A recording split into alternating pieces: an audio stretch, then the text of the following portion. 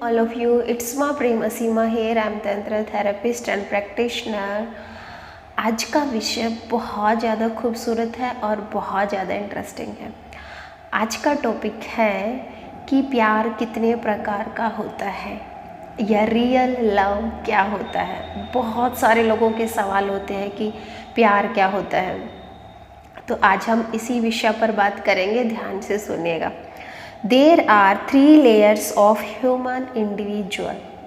3 प्रकार की लेयर होते हैं व्यक्तित्व की। तो वो कौन कौन सी लेयर है? हिज फिजियोलॉजी, द बॉडी, उसका शारीरिक संरचना जो कि हमारा शरीर है। हिज फिजियोलॉजी, द माइंड, और उसका माइंड। एंड हिज बीइंग, और थर्ड है उसका होना। पहला है फिजियोलॉजी, हमारी बॉडी, फिर है हमारा फिजियोलॉजी, हमारा माइंड, एंड थर्ड स्टेज है हमारा बीइंग, हमारा अस्तित्व, हमारा होना। And his being, his eternal self, हमारा स्वयं का होना।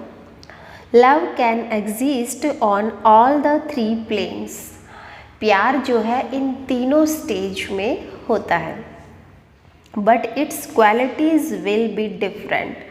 बट इस प्यार की जो गुणवत्ता है, प्यार की जो क्वालिटी है, वो तीनों स्टेज में अलग अलग होती है। जब वो बॉडी के स्तर पे होता है तब अलग क्वालिटी होती है, जब वो माइंड के स्तर पे होता है तब अलग क्वालिटी होती है, और वो जब हमारे अस्तित्वगत, हमारे सेल्फ, हमारे बीइंग में होता है तो उसकी क्वालिटी अलग होती है। On the plane of physiology body, it is simply sexuality. जब प्रेम हमारे शारीरिक स्तर पे होता है तो उसको क्या बोलते हैं? उस प्रेम को सेक्सुअलिटी, हमारी कामुकता। You can call it love. हम इसे लव भी बुला सकते हैं, because the word love seems to be poetic beautiful. क्योंकि जो लव शब्द है, प्रेम जो शब्द है, वो बहुत पोएटिक सा लगता है, कविता की तरह। ब्यूटीफुल भी लगता है of course. But 99% of people are calling their sex love. But 99% लोग अपनी सेक्सुअलिटी को लव कहना पसंद करते हैं। Sex is biological, physiological. Sex जो है वो बायोलॉजिकल है, फिजियोलॉजिकल है, शारीरिक स्तर पे है। Your chemistry, your hormones, everything material is involve in it. और हमारी शारीरिक संरचना, हमारी केमिस्ट्री, हमारा रसायन शास्त्र, हमारे हार्मोन्स, सब कुछ इसमें, जितना भी मटेरियल है वो सब कुछ इसमें इन्वॉल्व होता है। You fall in love with A women और मैन। जब भी हम किसी स्त्री या पुरुष के प्रेम में पड़ते हैं तब क्या होता है? You can exactly describe why this woman attract you. क्या हम एग्जैक्टली इसको डिस्क्राइब कर सकते हैं कि हम किसी औरत के या पुरुष की तरफ क्यों आकर्षित हो रहे हैं? Certainly you can't C her self. बेशक हम उसको भीतर से नहीं देख सकते, उस स्त्री को या उस पुरुष को जिसकी तरफ हम आकर्षित हो रहे हैं। You have not seen your own self yet. अब उस औरत या उस पुरुष को तो छोड़ो ही, हम खुद ही खुद को नहीं जानते कि हमारे भीतर क्या है, तो हम दूसरे के भीतर क्या है इसका पता कैसे लगा सकते हैं? You can't see her physiology either, because to read somebody mind is not an easy job. यहाँ तक कि सच्चाई तो ये है कि हम उसको शारीरिक रूप से भी नहीं जानते, और किसी के दिमाग को पढ़ना, किसी के दिमाग के बारे में जानना तो बहुत टफ जॉब होती है, बहुत मुश्किल काम होता है। So what have you found in the woman? तब हम मतलब क्या कहें खुद को कि हम उस औरत के प्रेम में क्यों हैं? Something in your physiology, in your chemistry, in your hormones is attracted to the woman's hormones, her physiology, her chemistry. कुछ हमारे शरीर के जो रसायन शास्त्र थे, जो केमिस्ट्री थी, जो हार्मोन्स थे, वो उस स्त्री के हार्मोन्स से, केमिस्ट्री से प्रभावित हुए हैं। This is not a love affair, this is a chemical affair. और जब इस तरह का आकर्षण होता है तो उसको लव अफेयर नहीं बोलते, उसको क्या बोलते हैं? Chemical affair. हमारे रसायन जो है उनका अफेयर होता है वो। Remember it as a ground rule, तो इस तरह के नियम को मतलब एक ग्राउंडेड रूल की तरह याद रखना चाहिए। Wherever you live you can't see beyond that. देखो ये बात सच है कि जहाँ हम रहते हैं हम उसके बियॉन्ड नहीं देख सकते, हम उसके पार नहीं देख सकते। If you live in your body, if you think you are only your body, you can be attracted only to somebody's body. अगर हमें ये लगता है कि हम शरीर हैं, हम शरीर में ही रहते हैं, तो हम दूसरे के भी शरीर से ही प्रभावित हो सकते हैं। This is the physiological stage of love. तो प्रेम की ये एक शारीरिक स्टेज है, एक फिजियोलॉजिकल स्टेज है। But a musician, a painter, a poet lives on a different plane. But जो म्यूजिशियन होते हैं ना, पेंटर होते हैं या फिर जो पोएट होते हैं, कवि होते हैं, वो प्यार की दूसरी स्टेज में जीते हैं। He doesn't think he feels, क्योंकि वो सोचते नहीं हैं, वो फील करते हैं। उनका जो जीवन होता है, उनका जो प्रेम होता है, वो महसूस करते हैं हर चीज़ को। And because he lives in his heart he can feel the other person's hurt. क्योंकि वो अपने हृदय में रहते हैं, भावों में जीते हैं, तो वो दूसरे व्यक्ति के हृदय को भी महसूस कर सकते हैं। That is ordinarily called love. तो इसको हम वास्तविक प्रेम कह सकते हैं। इट इज़ रेयर, बट ये बहुत मुश्किल होता है। I am saying only 1%, perhaps 1 in a while। ये मैं कह सकती हूँ कि ये सिर्फ 1% ही होता है और कभी कभार होता है। तो आपको डिफरेंट समझ आया, आपको अंतर समझ आया। एक तरह का प्यार होता है बॉडी के स्तर पे, शारीरिक स्तर पर। जैसा कि मैंने एग्जाम्पल देके समझाया कि जब हम अपने शरीर में रहते हैं, हम सोचते हैं कि हम शरीर हैं, तो हम बियॉन्ड शरीर नहीं जा सकते। फिर एक दूसरे स्तर का प्यार होता है। पहले स्तर का प्यार जो है वो केमिकल अफेयर है, वो लव अफेयर नहीं है। सेकंड जो प्रेम है वो है जैसे कवि प्यार करते हैं, पेंटर होते हैं, राइटर होते हैं, वो हृदय की दुनिया में जीते हैं, वो भावों के वर्ल्ड में जीते हैं, तो वो दूसरे के हृदय को भी महसूस कर सकते हैं। इसको हम थोड़ा बहुत वास्तविक प्रेम कह सकते हैं, बट ये बहुत रेयर होता है। बहुत कम लोग ही इस दूसरे स्टेज तक पहुंच पाते हैं। Why are many people not moving to the second plane? Because it is tremendously beautiful. तो अब यहाँ बताया गया है कि बहुत सारे लोग दूसरे स्तर के प्रेम तक क्यों नहीं पहुँच पाते, क्योंकि ये बहुत ज़्यादा मतलब ट्रेमेंडसली ब्यूटीफुल होता है, बहुत खूबसूरत होता है। But there is a problem.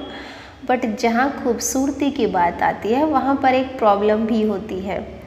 Anything very beautiful is also very delicate. जो चीज़ जितनी खूबसूरत होती है वो इतनी ही नाजुक भी होती है, डेलिकेट भी होती है। इट इज़ नॉट हार्डवेयर, ये हार्डवेयर नहीं होता। It is made of very fragile glass, ये एक बहुत ही नाजुक कांच से बना होता है। And once a mirror has fallen and broken, then there is no way to put it together. और एक बार जब ये कांच टूट जाता है गिर के, तो दोबारा नहीं जुड़ सकता। People are afraid to get so much involved that they reach to the delicate layers of love. इसलिए लोग बहुत ज़्यादा डरते हैं, घबराते हैं इतने नाजुक प्यार की स्टेज तक पहुंचने के लिए। Because at that stage love is tremendously beautiful but also tremendously changing. क्योंकि इस तरह के प्रेम तक जब वो पहुंच जाते हैं तो ऑफकोर्स ये बहुत खूबसूरत होता है, बट ये समय के साथ चेंज भी होता रहता है, बदलता भी रहता है, क्योंकि ये बहुत ज़्यादा नाजुक भी होता है। Very few people are so courageous as to live with a moment to moment changing life. बहुत ही कम परसेंट के लोग, बहुत मतलब कम परसेंटेज ही होती है लोगों की जो इस तरह के प्यार तक पहुंच पाते हैं, जो कि क्षण क्षण में बदलता रहता है, जो कि लाइफ के साथ चेंज होता रहता है। Hence they have decided to fall into a love on which they can depend। बहुत तरह के मैक्सिमम लोग तो प्यार में डिपेंडेंसी चाहते हैं, निर्भरता चाहते हैं, स्टेबिलिटी चाहते हैं कि एक बार बस प्यार हो जाए तो बात खत्म। I don't know which kind of love you know. मुझे नहीं पता कि आप किस तरह के प्रेम के बारे में जानते हैं। Most probably the first kind, perhaps the second type. Mostly लोग पहले तरह के प्यार को जानते हैं जो कि बॉडीली होता है, या फिर दूसरे तरह के प्यार को जानते हैं जो कि पोएटिक होता है। And you are afraid that if you reach your being what will happen to your love. तो फिर लोग डरते हैं कि जो तीसरे तरह का प्रेम होता है, जो कि बीइंग, हमारा होना है, हमारा अस्तित्व है, तो इस तक कैसे पहुँचे। And you are afraid that if you reach your being, और हमें डर लगता है कि अगर हम अपने अस्तित्व तक पहुंच गए, what will happen to your love, तो हमारे प्यार का क्या होगा। Certainly it will be gone but you will not be a loser. बेशक जब हम अपने अस्तित्व तक पहुंच जाते हैं, हम अपने सेल्फ तक, हमारे बीइंग तक पहुंच जाते हैं, तो प्यार गायब हो जाता है या प्यार रहता नहीं है, बट हम उस स्टेज पर लूज़र नहीं होते। A new kind of love will arise which arises only perhaps to one person in millennia. तब एक नए तरह का प्यार पैदा होता है जो कि मिलियंस लोगों में से सिर्फ कोई कोई पहुंच पाता है। That love can only be called lovingness. और इस तरह के प्रेम को हम क्या कहते हैं, लविंगनेस, प्रेम पूर्ण हो जाना। The first love should be called sex. पहले स्तर के प्यार को हम सेक्स कह सकते हैं। The second love should be called love. दूसरे तरह का जो प्यार होता है हम उसको प्रेम बुला सकते हैं।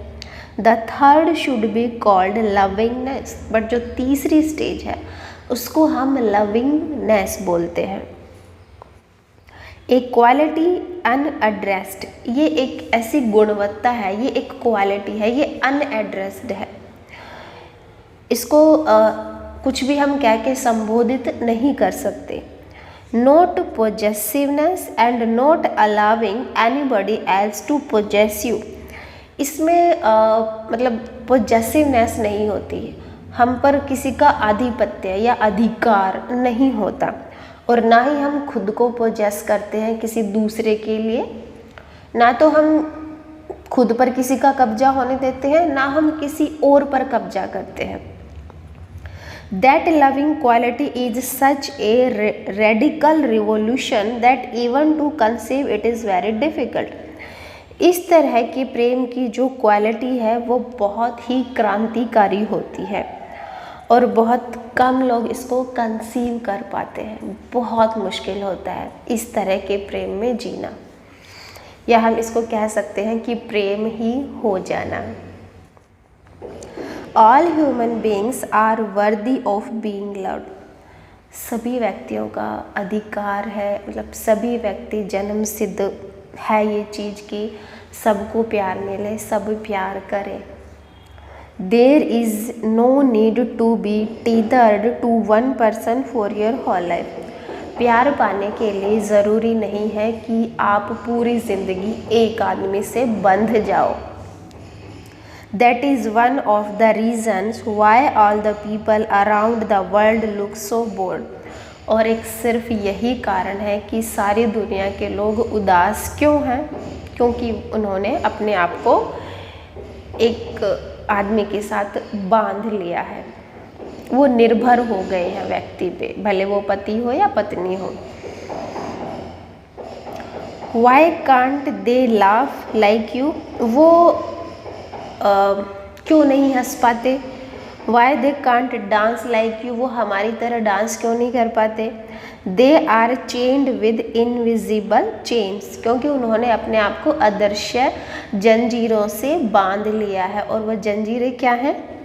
मैरिजेस, शादी, family, husband, wife and children.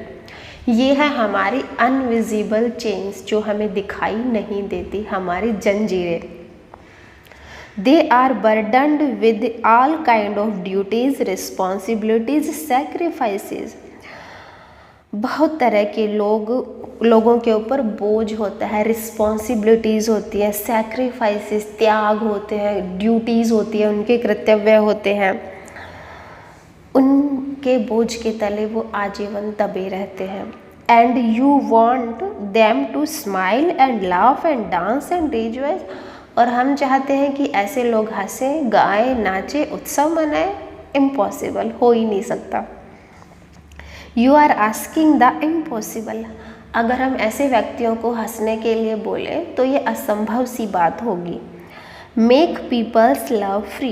लोगों को प्यार में फ्री बनाओ, आज़ाद बनाओ, बांधो मत अगर तुम प्यार में होना चाहते हो तो।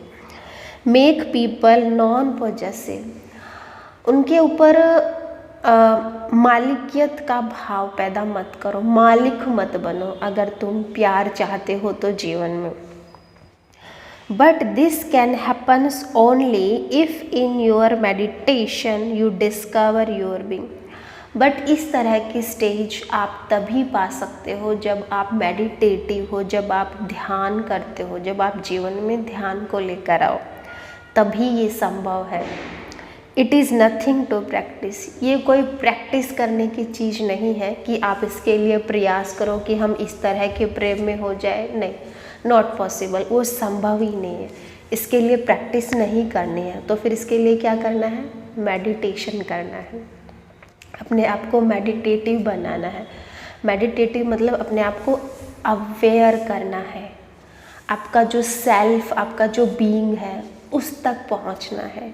थर्ड स्टेज आपको अगर प्राप्त करनी है तो 27, 28, 29 अक्टूबर से ऋषिकेश में तंत्रा वर्कशॉप है मेरी। अगर आप लोग चाहे तो बुकिंग करा सकते हैं। सिर्फ और सिर्फ एक बैच में मैं 5 मेंबर ही लेती हूँ, तो जितना जल्द हो सके अपनी बुकिंग करा लीजिएगा।